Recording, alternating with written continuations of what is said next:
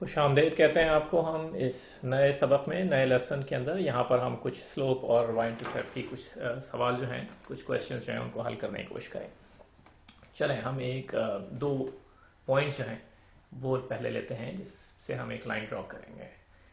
तो पहला पॉइंट हमारा जो है वो 2 5 हो गया, एक्स की वैल्यू 2, वाई की वैल्यू 5। दूसरा पॉइंट जो है वो हमारा -3 हो गया। ठीक है, और ये हमारे पास ये ग्राफ यहाँ पर बना हुआ है, स्क्रीन के ऊपर आपको नजर आ रहा होगा। इसमें बीच में जो है वो 0 0 हमने ये ले लिया पॉइंट।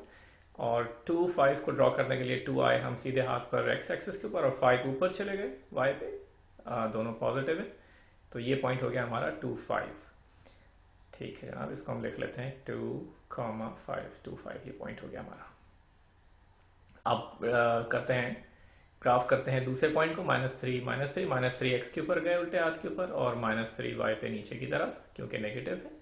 तो ये आ गया दूसरा पॉइंट हमारा -3, करके। ठीक है, अब इसको हम दोनों पॉइंट्स को कनेक्ट करेंगे तो हमें वो अपनी स्ट्रेट लाइन जो है वो मिल गई। इसको हम दूसरी तरफ से मज़ीद और खींच लेते हैं, क्योंकि लाइन जो है वो दोनों डायरेक्शंस में बस बढ़ती रहेगी, ये कोई ख़त्म रुकती नहीं। शोआ जिसे उर्दू में कहते हैं। ठीक है, अब हम इसका पहले जो है वो स्लोप जो है वो कैलकुलेट करेंगे, क्या मालूम करेंगे, और उसके बाद फिर हम वाई इंटरसेप्ट जो है वो उसके लिए हल करेंगे इसको। तो ये तो देख के ही आपको अंदाज़ा हो रहा होगा कि इसका स्लोप जो है वो पॉजिटिव हो, क्योंकि ये सीधे हाथ की तरफ से जो है इसका झुकाव है ऊपर, और वहाँ से उल्टे हाथ की तरफ जा रही है। तो हमारा जो स्लोप की हमने जो फॉर्मूला हमने सीखा है, delta Y change in Y, और वाई के अंदर जो फ़र्क है divided by change in X, delta X. ठीक है, तो हम एक पॉइंट पहले सेलेक्ट कर लेते हैं जहाँ से हम वाई और एक्स लेंगे पहले। तो ये हो गया 5, और दूसरा वाई हम दूसरे पॉइंट से लेंगे जो -3 है। तो वाई चेंज इन वाई जो है वो 5 -3 हो गया। चेंज इन एक्स जो है पहले पॉइंट से 2 लिया हमने, फिर दूसरे पॉइंट का एक्स लिया हमने, तो 2 -3 हो गया। ठीक है, 5 माइनस माइनस जो है वो प्लस हो गया, तो हमें 8 मिल गया। 2 -3 जो है, माइनस और माइनस आपस में प्लस हो गए, तो ये मिल गया हमें 8/5, 8 डिवाइड बाई 5 या 8/5, 8/5। ठीक है, आप ज़रा देखेंगे ये यानी ये वाकई में 8/5 जो है, ये 8/5 जो है, ये कोई मसले के वाकई स्लोप है या नहीं। और इसको हम अपने राइज और रन वाला जो फॉर्मूला है उससे देखने की कोशिश करते हैं। ठीक है, तो हम इस पॉइंट के ऊपर हैं, और दूसरे पॉइंट तक जाने के लिए हमें इतना ऊपर जाना होगा, इतना राइज करना होगा। ठीक है, अपने वाई एक्सिस के ऊपर। तो ये हमने लाइन खींच दी यहाँ से उस ऊंचाई तक जहाँ पर दूसरा पॉइंट है हमारा। ठीक है, और अब हम इसको देखेंगे कि इस लाइन का जो है वो लंबाई जो है वो कितनी है, या ऊंचाई, जितना राइज, कितने खाने हैं इसके अंदर। तो 1 2 3 4 5 6 7 8, 8 हो गई इसकी जनाब, 8 हो गई इसकी लेंथ। ठीक, इसकी पैमाइश। तो चेंज इन वाई जो है एक पॉइंट से दूसरे पॉइंट तक जाने के लिए वो 8 खानों के बराबर होगी। ठीक है, तो और ये हम बहुत आसानी के साथ जो है वो चेंज इन वाई में भी देख सकते हैं कि 5 जो है वो हमारा जो है वो खाने ऊपर थे, और -3 खाने नीचे थे। तो जो दोनों पॉइंट्स के दरमियान वाई का जो सिर्फ जो डिफरेंस है वो 8 के बराबर है या 8 के बराबर है। अब रन देखें, हम सीधे हाथ के ऊपर हमें जाना है दूसरे पॉइंट को मिलने के लिए।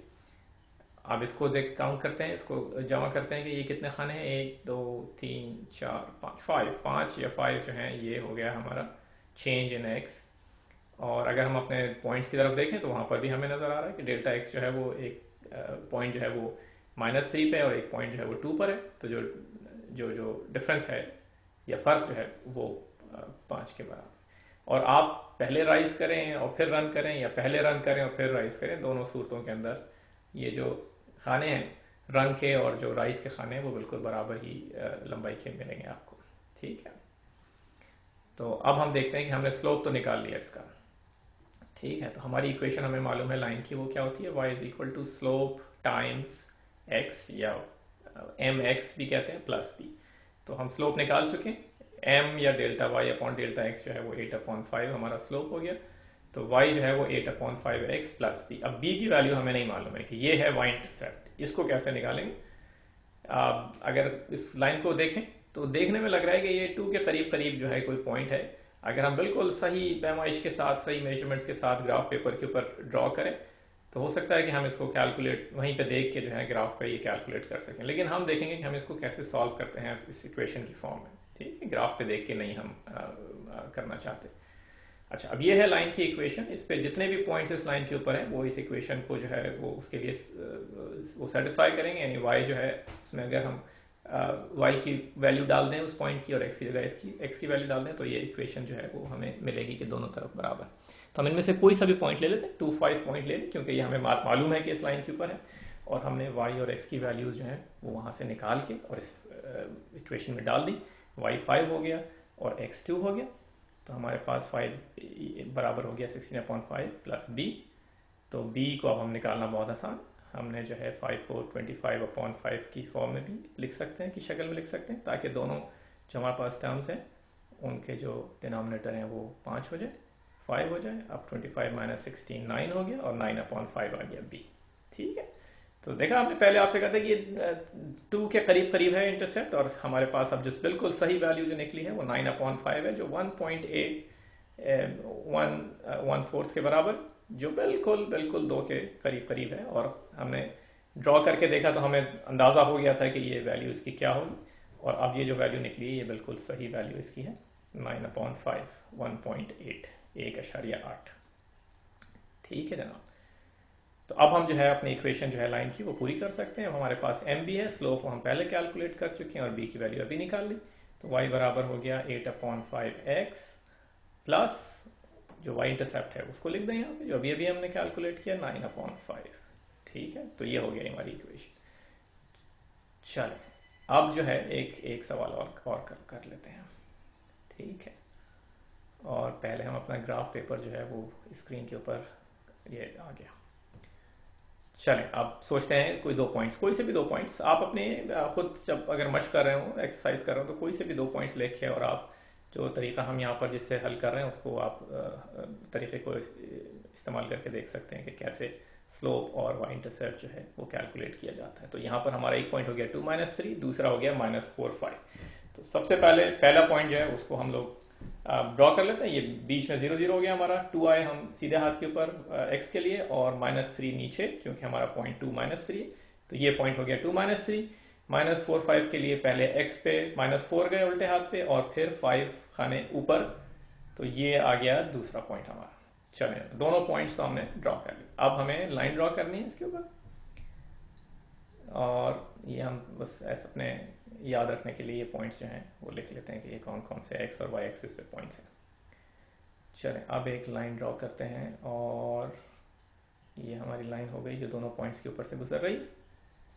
इसको हम दूसरी तरफ से मज़ीद और खींच लेते हैं ताकि ये लाइन ऐसा लगे कि ये दोनों तरफ जितना चाहे जा सकती है। चलें, अब स्लोप कैलकुलेट करते हैं। पहले स्लोप इसका जो है निकालते हैं। स्लोप हमें मालूम है कि delta y upon delta x, ठीक है, तब्दीली y के अंदर डिवाइड बाय तब्दीली x के अंदर। तो सबसे पहले हम एक पॉइंट जो है वो ले लेते हैं। तो हमने दूसरा पॉइंट जो उसको सेलेक्ट कर लिया, उससे y लिया, y -3 और फिर -4, ये दूसरे पॉइंट का x है। किसी भी पॉइंट से शुरू कर सकते हैं, आपका जो आखिर में जो वैल्यू आएगी वो सेम आएगी। तो ये हमारा जो है डेल्टा x -4 -2 करके 8 डिवाइडेड बाय -6 जो है ये हमारा स्लोप आ गया। इसको चाहे तो और आसान कर सकते हैं, 2 से डिवाइड कर देते हैं दोनों को, तो -4/3 जो है ये आ गया। अब देखें ये स्लोप जो है, ये तो लाइन को देखते ही हमें पता चल जाना चाहिए कि इसका स्लोप नेगेटिव माइनस होना चाहिए, क्योंकि ये उल्टे हाथ की तरफ इसका झुकाव है ऊपर से और वहाँ से नीचे सीधे हाथ की तरफ आ रहा है। ये हम पहले ही सबक में देख चुके हैं कि स्लोप जो है अगर नेगेटिव होता है तो लाइन इस तरह से उसका झुकाव। -4 का मतलब ये हुआ कि इसका राइज जो है वो -4 है, और अगर हम 3 खाने रन करें सीधे हाथ की तरफ तो हम दोबारा लाइन को टच कर लेंगे। तो ये देखें -4/3 भी, और अगर आप चाहें तो आप जो है 8 नीचे आकर और 6 खाने सीधे हाथ पे रन करेंगे तो आप दूसरे पॉइंट को टच कर लें। ठीक, तो अब हमारी जो ये इक्वेशन हो गई, क्योंकि स्लोप हमने निकाल लिया है, वो y = -4/3x, क्योंकि 4/3 -4/3 जो है ये स्लोप था। अब प्लस b जो है वो हम दूसरे सबक में निकालेंगे। ठीक।